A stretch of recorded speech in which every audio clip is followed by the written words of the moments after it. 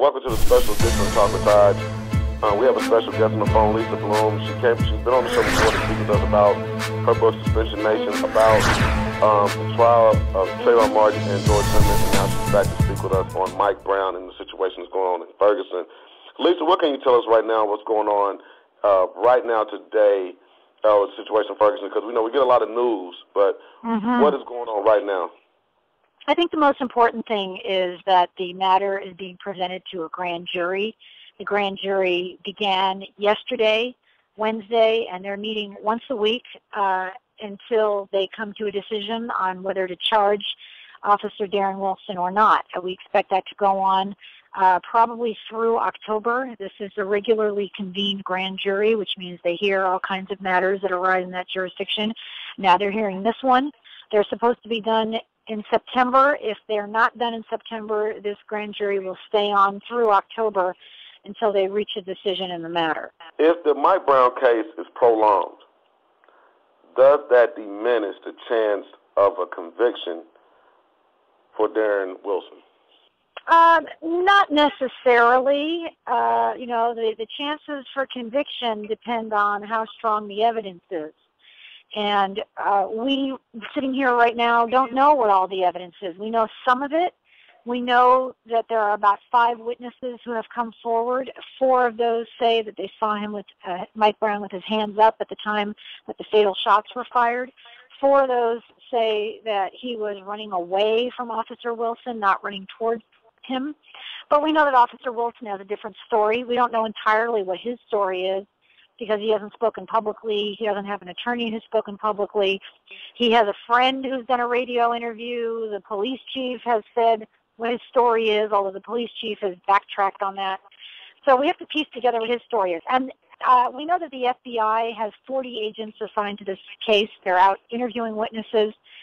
It happened in broad daylight on a Saturday afternoon in a populated suburban neighborhood. So it's likely that a lot of people may have seen some part of this incident or heard gunshots. So we don't know yet what all of the witnesses are going to say. The evidence that's being presented right now, this is what we've been told. He had his hands up, fired a shot. He continued to fire shots. I think he fired a total of 6 rounds. Now, I know laws are different in each state. Do you know what the law is for a police officer who's involved in a shooting of a suspect? What is the actual law that grounds him the right to pull the trigger? So there are 2 grounds for a Missouri police officer to shoot. One is if by not shooting there's a threat to the officer or someone else. In other words, to save his own life or to save the life of another. Self-defense or to save another person. Mike Brown was not threatening anyone else by any story that's been told in this case. So the argument there would be self-defense. And we've heard from a friend of the officer that the officer claims that Mike Brown was charging towards him to bum rush him. That's going to be the story. The second ground is that a Missouri police officer can shoot a violent fleeing felon. Now, that brings a whole host of other issues into this. We know that Mike Brown is alleged to have been involved in a theft of cigarillos from a convenience store just before this incident, just about 15 minutes before. If that call came over the police officer's radio as a strong-arm robbery, which is how it was written up, that arguably could be a violent felony. Did the officer have in his mind that this is a violent fleeing felon? Also, we think the officer is going to say that Mike Brown assaulted him in the police car. A number of witnesses say there was some kind of tussle in the police car. The police officer was trying to pull Mike Brown in. Mike Brown was trying to pull himself out. I think the officer is going to say that Mike Brown took a swing at him or was reaching for the gun. So all of that together might give the officer grounds to say that he thought that Mike Brown was a violent fleeing felon and he shot him on that ground. How can African-American men protect themselves against bad police officers with an agenda? Well, that's really the heart of the case, isn't it? I mean, that's really what's gotten everybody so upset, because it's not just one case. Every 28 hours in America, an unarmed black man is shot by either a police officer or a vigilante. I mean, regardless of how the Mike Brown case turns out, we see this all over the country. Yesterday I was on CNN with someone who came up with, the 10 rules for black men if they get arrested, which basically, don't talk back, don't resist. It was very sad to me. There should not be two different sets of rules for people in America. I can tell you, as a woman with a big mouth, I've talked back to police officers, and I was never in any fear that I would be shot and killed. It's incumbent upon the police officers to change their behavior, not on, citizens. It reminds me of, blaming rape victims for dressing inappropriately, right? I mean, it's sick of blaming the victim. So as to what we can do, I think we need systemic changes. We need more diversity. Every police department should reflect the diversity of the community that it serves. That, to me, is a no-brainer. We also need a lot more diversity and racial sensitivity training in police departments. I talk about that in my book. It can be done. It can be done successfully. We can really change attitudes, especially towards young black and brown men, and get rid of the racial profiling. I think every police officer in America should be wearing a body camera and should have a dashboard camera, in pilot programs that reduces abuse complaints 80%, because people are in better behavior when they're on camera. It also protects the good cops from false claims. So if we can afford all of this military gear, which is ridiculous for our cops, we can certainly afford body cameras. And every police department should have a civilian review board of non-police officers who review cases like this, who review accusations of abuse. So there's a lot we can do, and it's time we get moving on all of this, Taj. If the public doesn't get the conviction, similar to the Trayvon Martin case, what can the people of Ferguson do in a peaceful manner to get the mayor and the chief of police to resign? Well, nonviolent protests. And I'm very proud of the people of Ferguson who have been out on the streets, overwhelmingly nonviolent and peaceful in their protests. They've got the whole country talking about issues of racial profiling, about harassment of the poor by police, which is a very common, widespread problem. Mike Brown was initially stopped because he was walking in the street with a friend, jaywalking, basically. Police hassling inner city communities for things like that is very, very common. So if the people are not happy with the outcome, and I'm not optimistic that they are going to be happy with the outcome, I don't think I'm going to be happy with the outcome, I encourage them to continue their nonviolent demonstrations because they have ignited a movement in America, and good for them. I salute them. What are the similarities between the Mike Brown case and the Rodney King case outside of the looting and protesting? Well, the Rodney King case, as you know, in 1992, resulted in the police officers being acquitted in the state court. The federal government then prosecuted them for federal civil rights violations and got some convictions. Nobody served a particularly long period of time in that case. Most police officers who shoot and kill unarmed black men are not even charged with a crime. Of those who are charged, very few are convicted. Of those who are convicted, they serve minimal time, a year or two, right? So that's the case in the Rodney King case. That's the case for Oscar Grant. I mean, best case scenario in these cases is usually a very disappointing amount of jail time. Juries tend to give the benefit of the doubt to the police. They tend to think police have tough jobs and have to make split-second decisions, which is true. But if you're not capable of doing that, you shouldn't sign up to be a police officer. It's not a job for everyone. So I'm not optimistic that this case is going to turn out in a way that satisfies people who really are craving justice for Mike Brown. Will the most recent cases of police killings cause the court of public opinion to play a role in the court of law? Well, that's a great question. And, in my book, Suspicion Nation, about the Trayvon Martin case, I talk about how the media reports really came into the jury room, and they shouldn't have. They weren't supposed to. But one of the jurors said she knew that Trayvon Martin was a bad kid, for example. Nothing at trial suggested that at all, but there were some media reports about, some allegations against him, which the family denied. And so, unfortunately, the media does play a factor in this case.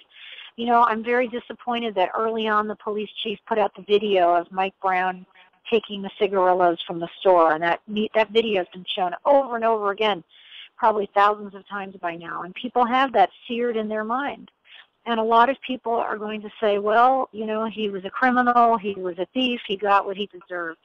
It's tough sometimes to get people to really focus on the issue in the case, which to me, the only issue in the case was Mike Brown running away? Did he have his hands up at the time that he was shot? We don't have the death penalty in America for stealing. And if we did have the death penalty for stealing, it wouldn't be that a police officer on the street gets to carry out the execution. So, I am very clear about that. I think a lot of people in the African-American community are very clear about that. But overall in America, this is a very tough law and order kind of country, and people tend to bend over backwards to support the police. What are the chances that police shootings will diminish or decrease with the Mike Brown situation and the amount of publicity that it has received? What are the chances that's going to diminish, or will it continue to increase? Well, I don't think it's decreasing at all. In fact, we just saw a shooting a few days ago in St. Louis, which is right next to Ferguson, of an unarmed black man, a mentally ill man named Mr. Powell, and it was caught on video, and that video is online. I've looked at it. It's disgusting. Now, Mr. Powell had a knife, and the police officers said, he had it overhand and he was brandishing it and coming towards them. Well, he didn't have it overhand. You can see in the video. He did have it, allegedly. You can't really tell in the video. If he had a knife, it was a very small knife, and he was walking slowly towards two armed police officers, and they shot him dead. And, you have to ask yourself, was that the only alternative? Do we really value human life in America? If we do value human life, why can't we use a less lethal alternative, like a taser, like rubber bullets? Could the police officers get in the car and call for backup? I mean, if you're at a distance, a knife is not a threat, right? The gun is a threat at distance, but not a knife. And, is there an alternative that would have spared the life of this man, even if he has a knife, even if he's coming towards the police? He's known in the community to be a mentally ill person, and I care about the life of that man just as I care about any life. But I think we tend to devalue lives like that in America. What happened to the years and the times where police officers shot you in the leg, shot you in the arm to disarm you, and then cuff you and bring you into justice? Their job is to protect and serve. Now it's like it's becoming a routine and a comfortability thing of shoot to kill. What happened to the years of, even though they do have a gun, even though they are dangerous, every man deserves his day in court. And right. It's time of justice. Why can't we disarm him versus killing him? What happened to those days? I think that would be far better. I think everyone would rather be shot in the arm than be killed. And what I've heard police say in the last few days on that is, first of all, it's not easy to shoot somebody in the arm and the leg. They shoot for center mass. Well, in the case of Mr. Powell, the police officers were only about 10 feet away, so I don't think that argument will apply. And they say the point is to eliminate the threat. If you hit somebody in the arm or the leg, it doesn't eliminate the threat. They can keep coming. I'm also not persuaded by that argument. The bottom line is that we train police officers when they're going to shoot to kill. We all are responsible for the policies of our country and a democracy. It's very easy to vilify one particular cop, and police who behave badly should be vilified. But I think it's much more difficult, but probably more important, for us all to say, how can we change the policies? How can we retrain our police to use less lethal means, to value human life? And that's a good example of one way that they could do it. Are police officers going to start being held accountable? Because what can happen here is the public, the black community and the police department have already a damaged relationship. Could we start to see citizens taking justice in their own hands? Or will they start taking the law in their own hands because they feel like the justice system is not going to help them when things like this happen? You know, there's no question about it that in many African American communities all over the country, there is a lack of trust for the police. There's a real contempt almost for the police. I mean, the police are killing, unarmed African American men on a very frequent basis. There are also, of course, good cops, and there are good African American cops and Latino cops. Two of them were in my home the other day. The husband and son of a woman named Nina Turner in Ohio who's running for office. And, I mean, this is a terrific family. And look at Captain Ron Johnson in Ferguson. He's a very proud African-American man who's a captain in the State Highway Patrol. When he came to Ferguson, he was hugging people, he was talking, he was listening, he was humble. He seemed very aggrieved by the death of Mike Brown. I think we need more people like that who learn community policing, who don't bring out the heavy weapons for peaceful protesters, who listen, who respond, and yes, who keep the peace. They need to remember that they are peace officers. That's what they're called, peace officers. They're not there to wage war on the community. We know that, and I understand some of this has been a distraction to the actual family who's grieving right now. And I think a lot of people have forgotten that somebody lost a son, a brother, and they have to have the funeral. How can people help the Brown family? Do they have a foundation or a fund that they have set up so they can afford the attorneys if they need help with that, or they need help with burial proceedings? How can people help the Brown family right now? That's a good question. That's a good question. I don't know the answer to that. I would imagine that they do. I imagine that organizations are set up and are helping them. But I don't know the answer to that. I'm sorry. Okay. What would be your word of advice to people who will hear this? What would be your word of advice on moving forward with the relationship, on trying to rebuild the relationship with local police departments all over the world? This is a pivotal time in the American civil rights movement. I think many people think, what would I have done if I had been around in the 50s and 60s? Well, now is our time, and the issues are difficult. You know what? They were difficult back then, too, for all those brave people who are out there. I think we need everyone's voice, be it online, on social media, in peaceful demonstrations, in petitions, working to support candidates who are sympathetic and understanding on these issues, working to change your local police departments. Police departments are accountable to the local people. And just a few determined, noisy people who don't give up can make a big difference.